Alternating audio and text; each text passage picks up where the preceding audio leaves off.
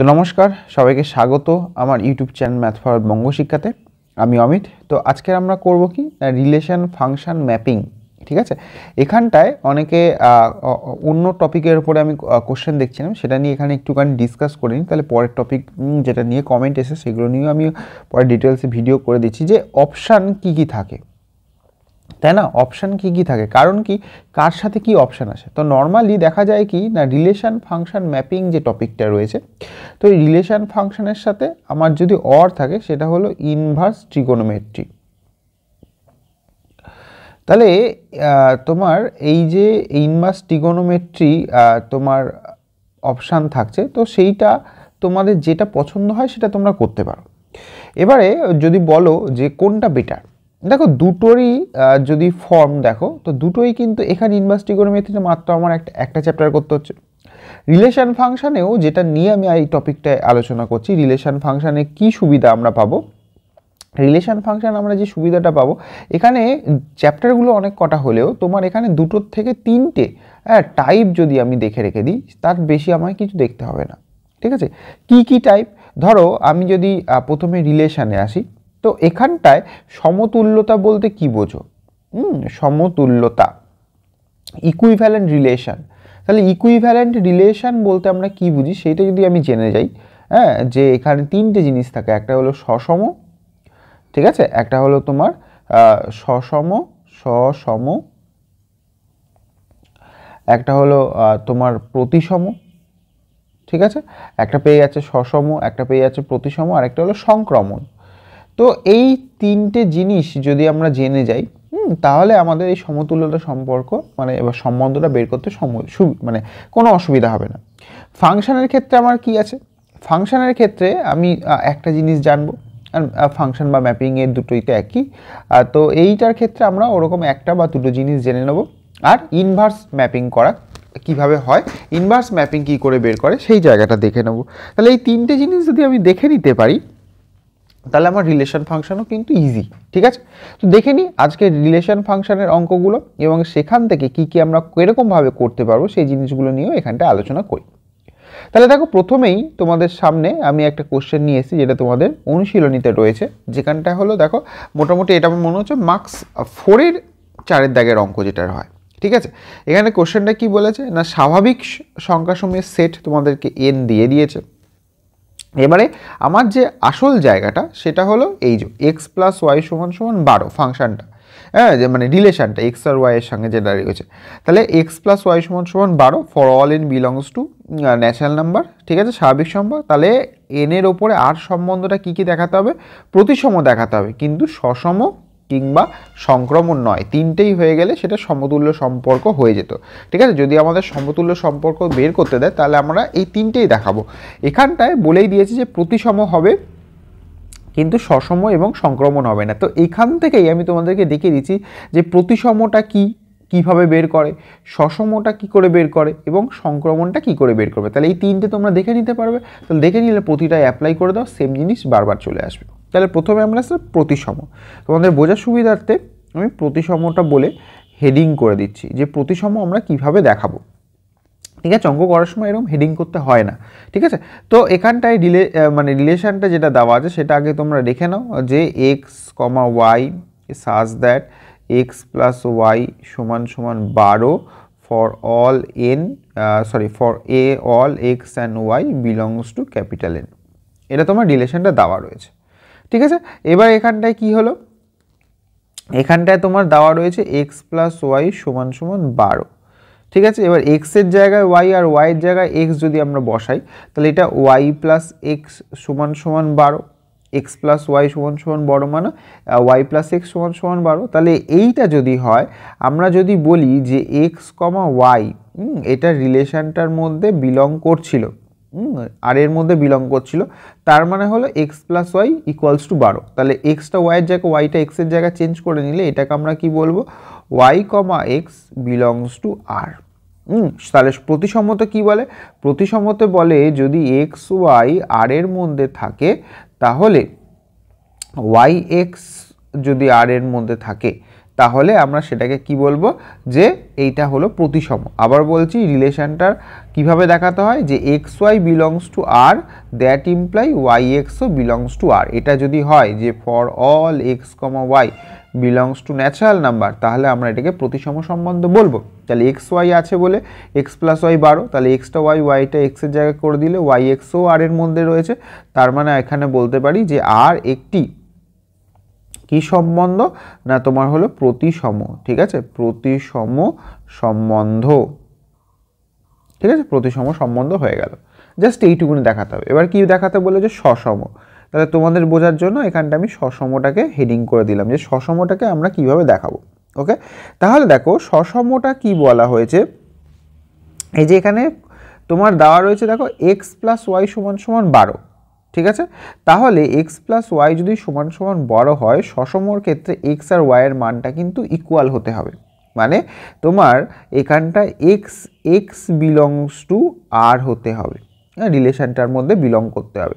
তাহলে এই যে এক্স প্লাস ওয়াই সমান সমান যদি আমরা 12 ব্যবহার করি, তাহলে দেখো এক্সের মান যা হবে ওয়াইয়ের মান তাই হবে। এখানে আমাদের সসম দেখাতে হবে না, মানে সেটা নয়। এবার প্রতিটার জন্য এটা ফুলফিল করতে হবে। যেমন রিলেশনটা দিয়েছে এক্স প্লাস ওয়াই সমান সমান 12, এটা আমরা বুঝতে পারছি। দেখো এক্স 6 ওয়াই 6 যদি হয় তাহলে আমরা 12 পাই, তাহলে এটা কন্ডিশনটাকে স্যাটিসফাই করছে। কিন্তু আমাকে সবকটার ক্ষেত্রে স্যাটিসফাই করাতে হবে। যদি আমি এক্সের মানটাকে 5 ধরি আর ওয়াইয়ের মানটাও 5 ধরি, তাহলে দেখো 5 প্লাস 5 কত হয়ে যাচ্ছে, 10 হয়ে যাচ্ছে। তাহলে এটাতে ইকুয়াল টু 12 নয়, নট ইকুয়াল টু 12। তাহলে এই জিনিসটাকে আমরা দেখাবো কি করে, তাহলে এখানে দেখাবো এরকম লিখব যে স্পষ্টতই 5টা ন্যাচারাল নাম্বারের মধ্যে বিলং করছে। এই যে বলেছে যে এক্স ওয়াই দুটোই ন্যাচারাল নাম্বারের মধ্যে থাকে, তাহলে 5 একটা ন্যাচারাল নাম্বার।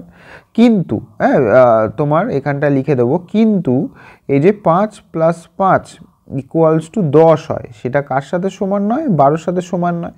তার মানে এখানে 5,5 এটা তাদের কার মধ্যে বিলং করছে না, এই রিলেশনটার মধ্যে বিলং করছে না। তার মানে এটা কি হয়ে গেল, এটা হয়ে গেল আর সম্বন্ধটা।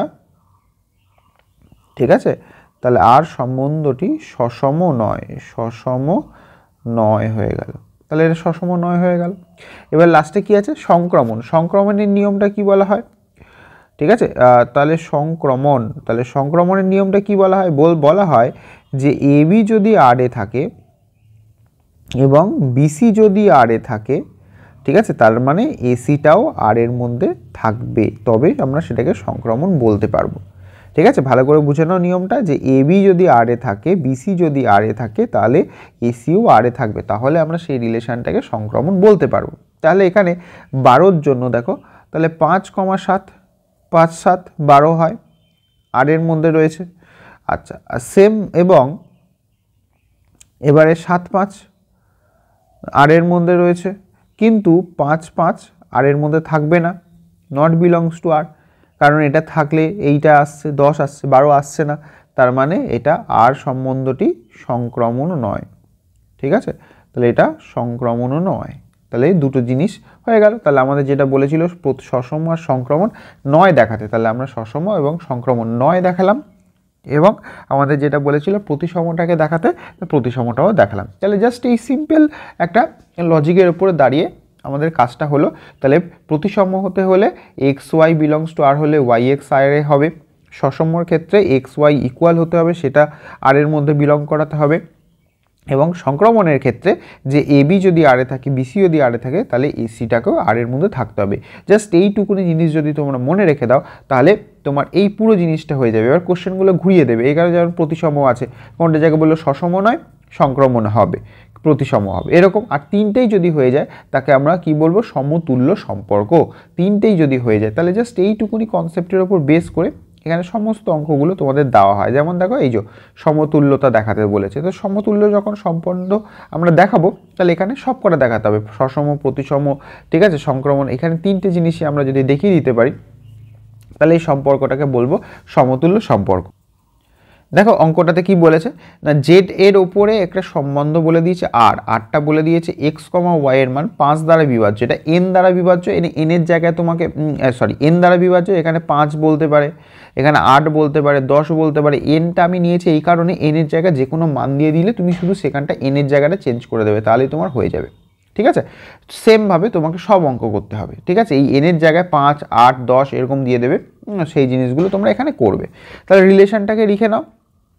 তাহলে আর ইকুয়ালস টু কী দিয়েছে, যে এক্স ওয়াই সাজ দ্যাট যে এক্স মাইনাস ওয়াই সমান সমান, এবার কি দ্বারা বিভাজ্য, এন দ্বারা, যেটা দ্বারা বিভাজ্য সেইটা ইনটু একটা কনস্ট্যান্ট টার্ম নিয়ে নেবে, কে ধরে নিলাম। তাহলে এখানে কেটাও আমরা ধরে নিলাম কার মধ্যে বিলং করছে, জেডের মধ্যে। ঠিক আছে, জেডের মধ্যে, এই যে সংখ্যাসমূহের সেট জেডের মধ্যে, আর এক্স আর ওয়াইটাও কোথায় বিলং করছে, জেডের মধ্যে বিলং করছে। ঠিক আছে, তাহলে এখানে দেখো যেহেতু এক্স কমা এক্স বিলংস টু তোমার আর এর মধ্যে, রিলেশনের মধ্যে, for all X belongs to Z. ঠিক আছে, তাহলে এখানটায় আমরা কি লিখতে পারি, এক্স মাইনাস এক্স, মানে এক্সটাও হলো এক্স আর ওয়াইটাও এক্স। তাহলে এই যে এক্স মাইনাস এক্স হয়ে গেলে, ওয়াইয়ের জায়গাও এক্স বসালে, তাহলে কি হয়ে গেল, তাহলে এন ইন্টু এখানটায় কি পেয়ে গেলে, যে কে। তাহলে এখানটায় দেখো, আচ্ছা এন ইন্টু কেও না দেখিয়ে যে এক্স মাইনাস এক্স জিরো, তো তাহলে এটা কি পেয়ে গেলে, যে এন ইন্টু কে, এটাও তো জিরো হয়ে গেল। তাহলে X minus X equals two zero equals to N কে লিখলে, তাহলে কি দ্বারা বিভাজ্য, এন দ্বারা বিভাজ্য, তাহলে কেটা এদিকে দিয়ে দিলে, তাহলে সেটাও তো ভাগ হয়ে গেল। তাহলে এন ইকুয়ালস টু, মানে এটা বিভাজ্য হয়ে যাচ্ছে, এন দ্বারা বিভাজ্য হলে এটার মান তো জিরো আসবে। ঠিক আছে, তাহলে এক্স মাইনাস এক্স জিরো হয়ে গেলে, তাহলে এন এটা ইকুয়ালস টু জিরো, এর মানও জিরো, তার মানে বিভাজ্য হয়ে যাচ্ছে। তাহলে বিভাজ্য যদি হয়ে যায়, তার মানে এটা তুমি জিরো দেখাচ্ছ, তার মানে এটা কি দ্বারা বিভাজ্য, না এন দ্বারা বিভাজ্য, তার মানে আর সম্বন্ধটি, ঠিক আছে, এটা হয়ে গেল সসম। ওকে, তাহলে কেন, আমি আবারও বলছি যে জিরোকে যে কোনো সংখ্যা দ্বারা ভাগ করা যায়, তাই জন্য এই যে এইটার মান এন দ্বারা বিভাজ্য, মানে এইটার মান আমরা কত পেলাম, জিরো। তাহলে জিরো সেটা এন দ্বারা বিভাজ্য, তুমি কেটা এদিকে দিয়ে দিলে, তাহলে এখানে বিভাজ্য মানে কে ভাগশেষ জিরো দেখানো হচ্ছে। সেমভাবে এখানটায় যদি এটা সসমর পরে প্রতিসম দেখাতে চাও, তাহলে এক্স ওয়াই কিসের মধ্যে বিলং করছে, আর এর মধ্যে বিলং করছে, for all X Y belongs to Z. Okay, তাহলে এবার কি দেখাচ্ছ, যে X minus Y equals to N K, তাই তো। আচ্ছা, এবার এটাকে ঘুরিয়ে দাও, তাহলে এটা কি হয়ে গেল, ওয়াই মাইনাস এক্স, তাহলে X Y belongs to R এর জন্য X minus Y equals to N K, এটা ঘুরিয়ে দাও, তাহলে একটা মাইনাস কমন যাবে, তাহলে এখানে হয়ে গেল এন কে। তাহলে Y minus X equals to N into এই কে এর ঘাড়ে মাইনাসটাকে চাপিয়ে দাও, কেটা তো কনস্ট্যান্ট, তাহলে এই মাইনাস কেটাকে যে কোনো আমি ধরে নিতে পারি। তাহলে দেখো Y minus X equals to N into কোনো একটা কনস্ট্যান্ট, তার মানে ওয়াই মাইনাস এক্সও কোথায়, এই ওয়াই কমা এক্সও কোথায় মধ্যে বিলং করছে, আর এর মধ্যে, তাহলে X Y belongs to R এর জন্য ওয়াই এক্স বিলংস টু আর হয়ে গেল, তার মানে সম্পর্কটা কি হয়ে গেল, এটা হয়ে গেল প্রতিসম সম্পর্ক, প্রতিসম সম্বন্ধ। ঠিক আছে, সেটা আমরা দেখাতে পারি।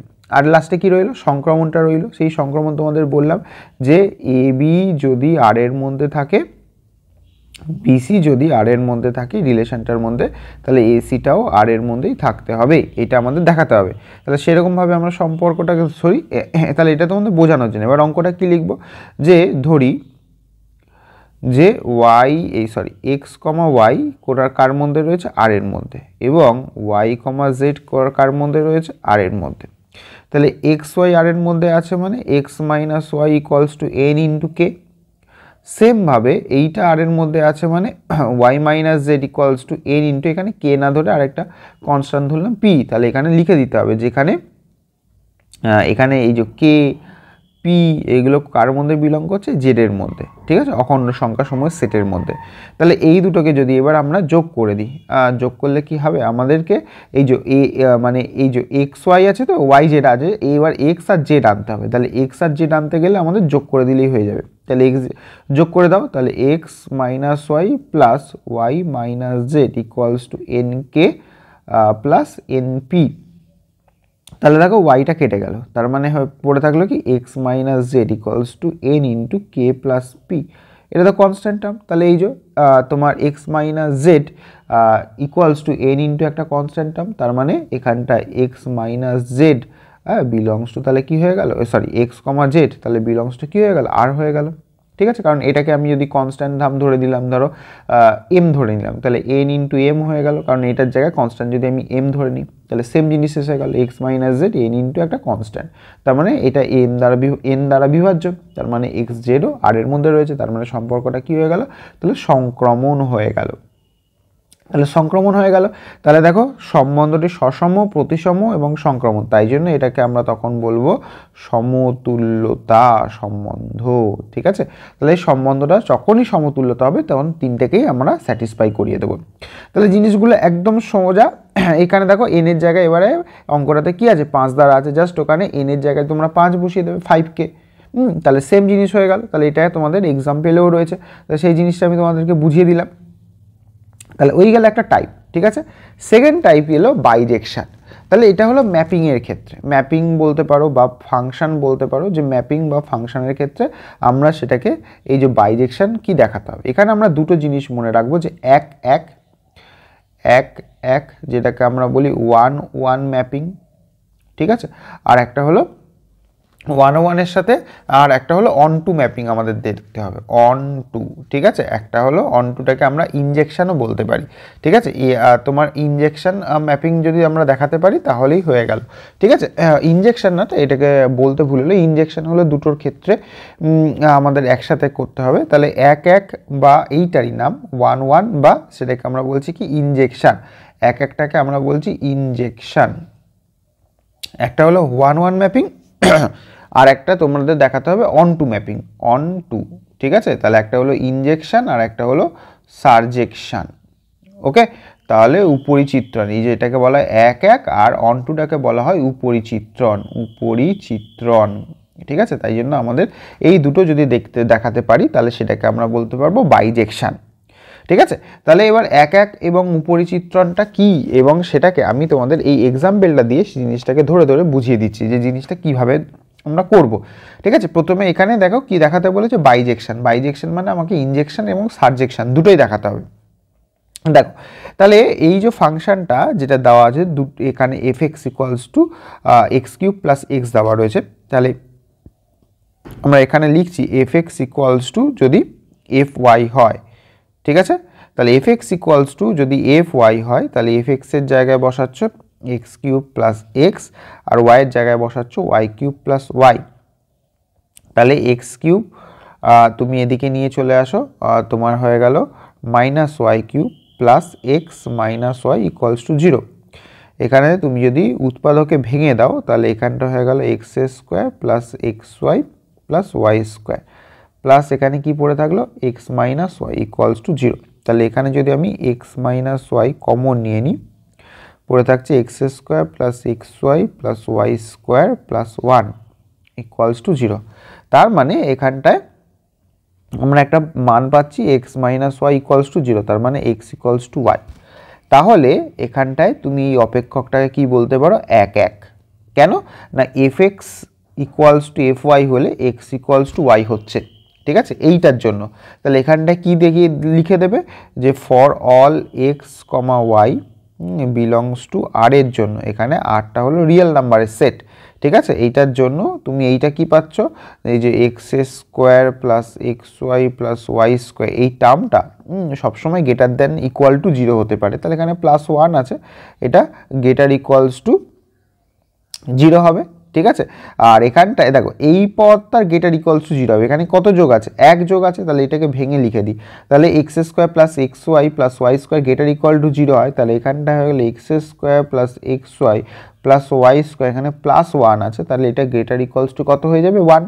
কিসের জন্য না, for X comma Y belongs to R এর জন্য।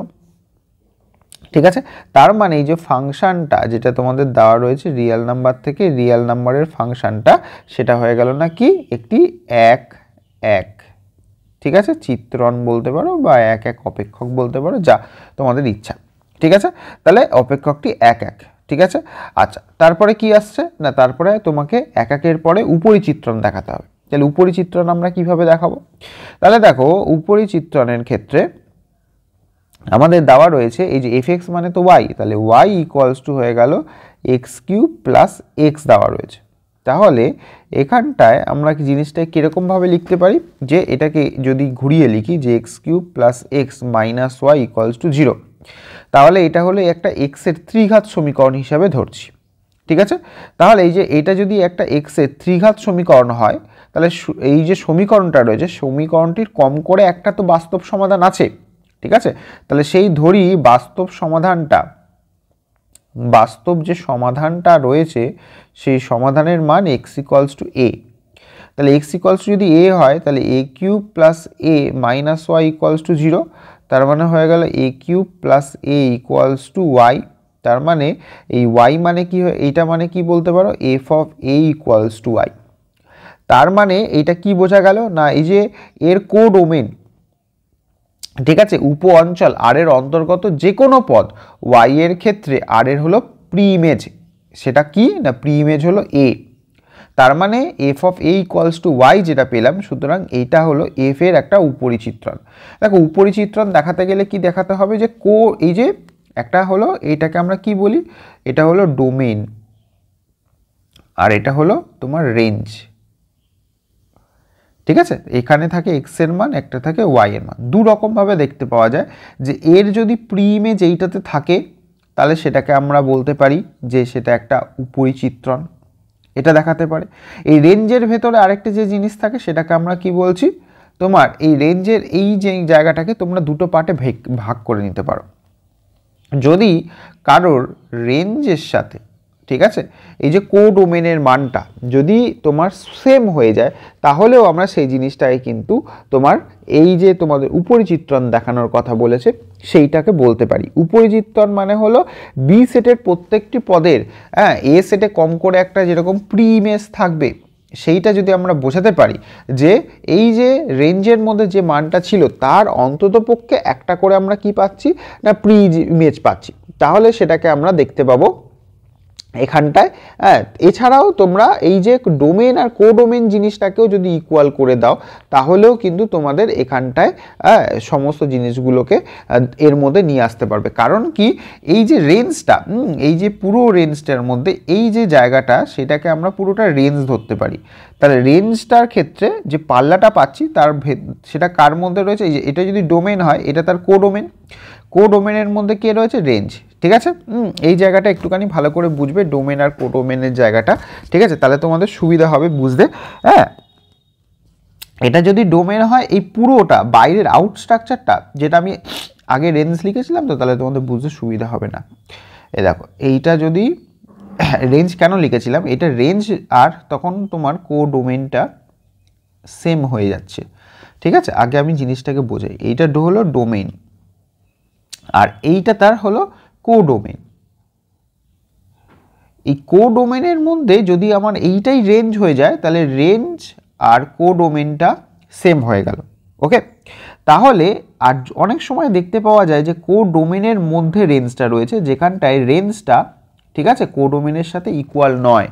তাহলে যদি তোমার এখানটায় ডোমেনের ক্ষেত্রে এই যে কোডোমেন যেটা পাচ্ছ, সেখানে রেঞ্জ আর কোডোমেনটাও যদি সমান হয়ে যায়, তাহলেও সেটাকে কিন্তু আমরা এখানটায় এই যে উপরিচিত্রণ কথাটা আমরা বলতে পারি। ঠিক আছে, এবার এখানটায় কি হলো না, এখানটায় আমরা বললাম কি, এই যে আর এর অন্তর্গত যে কোনো পদ ওয়াই এর, ঠিক আছে, আর এর প্রাকবিম্ব যেটা আমরা পেলাম মানে প্রি ইমেজ যেটা পেলাম সেটা এ, এটা রয়েছে কেমনভাবে রয়েছে, F of A equals to Y.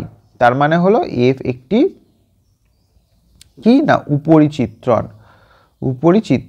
ঠিক আছে, তাহলে এটা হয়ে গেল তোমার একটা উপরিচিত্রণ। তাহলে কি দেখালে, এটা হলো এক এক চিত্রণ এবং উপরিচিত্রণ। তাহলে এক এক উপরিচিত্রণ, এই এক এক উপরিচিত্রণকেই আমরা বলছি বাইজেকশন।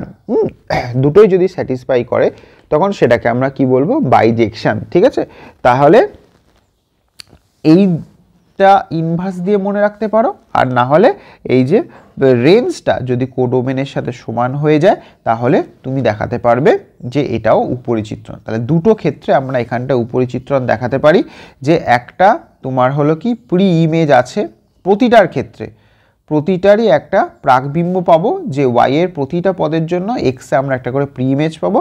আর 2 নম্বর, যদি আমার এখানে রেঞ্জ বা পাল্লা, তার উপপাল্লা যে তোমার হলো উপপাল্লা বলছি না, উপ অঞ্চল, ঠিক আছে, মানে কোডোমেন, হ্যাঁ, এই দুটোর যদি মান সমান দেখাতে পারো, যে কোনো একটা, ইদারও এটা অর এটা, এই দুটোর মধ্যে যদি যে কোনো একটা দেখাতে পারো, তাহলে সেটাই হয়ে যাবে কি না তোমার উপরিচিত্রণের কথা।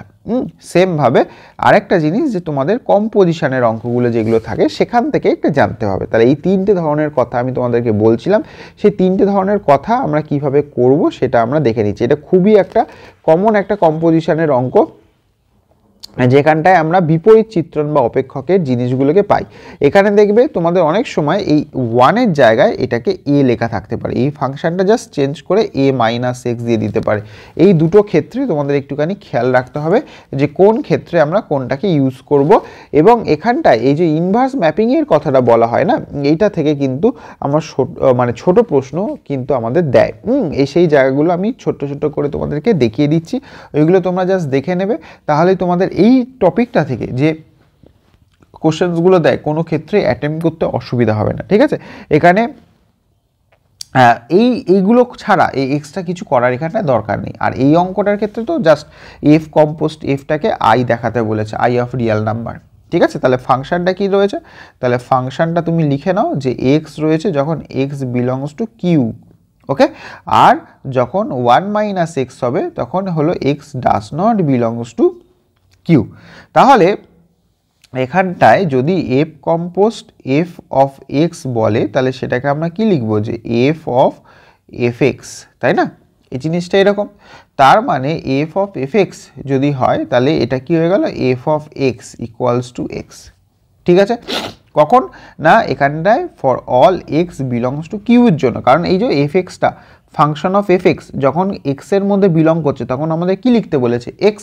তাহলে এই যে এফ এক্সের জায়গায় কি বসালাম, এই এফএক্সের জায়গায় জাস্ট আমরা বসালাম, এই যে দেখো তোমাদের বোঝানোর জন্য কালার চেঞ্জ করে দিলাম, যে এই যে এই ফাংশনটা এক্স হবে, মানে হবে কখন, যদি সেটা কিউ এর মধ্যে বিলং করে। তাহলে এই যে এইটা মানে কি, এফ অফ এক্স মানে এই যে তোমার সেটা হলো কি এফ অফ এফ এক্স। তাহলে এফ এক্স এর মান কি দেওয়া আছে, এক্স দেওয়া আছে, জাস্ট এফ এক্স এর জায়গায় এক্স বসলা। তাহলে এফ অফ এক্স এর মান কি এক্স, যখন এক্সটা কিউ এর মধ্যে বিলং করছে, হয়ে গেল, ওকে। আর দুটোর ক্ষেত্রে দেখাচ্ছ প্রমাণ করতে বলেছে না, তাও এফ অফ তোমার হলো এফ অফ এখানটা হয়ে গেল এক্স, কখন না যখন X does not belongs to Q, এটা তোমাদের দেখাতে বলেছে। তাহলে হলো এফ অফ এখানটা কি হয়ে গেল এফ এক্স, তাহলে যখন কিউতে বিলং করে না তখন এফ এক্সের মান কত, 1 মাইনাস এক্স, তাহলে এফ অফ হয়ে গেল 1 মাইনাস এক্স। তাহলে এফ অফ 1 মাইনাস এইটার মধ্যে বসবে, তাহলে 1 মাইনাস এক্স, তাহলে হলো 1 মাইনাস 1 প্লাস এক্স, 1 কেটে গেল এক্স, সেম। তাহলে দুটোর ক্ষেত্রেই ফলো করলো, তাহলে এফ কম্পোস্ট এফ হয়ে গেল আইডেন্টিটি অফ রিয়াল। তাহলে দেখো একদম সিম্পল একটা ব্যাপার ছিল, ঠিক আছে। এখানে জাস্ট ওয়ানের জায়গায় অনেক জায়গায় এ দিয়ে দেয়, ঠিক আছে। কোশ্চেনটা দেখবে এটা এক্সারসাইজেও তোমাদের এ দিয়ে একটা অঙ্ক ওরকম করে দেওয়া রয়েছে, সুতরাং এই জিনিসগুলোকে একটুখানি মাথায় নেবে, তাহলে দেখবে জিনিসগুলো অনেকটা সুবিধাজনক হয়ে যাবে বোঝার ক্ষেত্রে।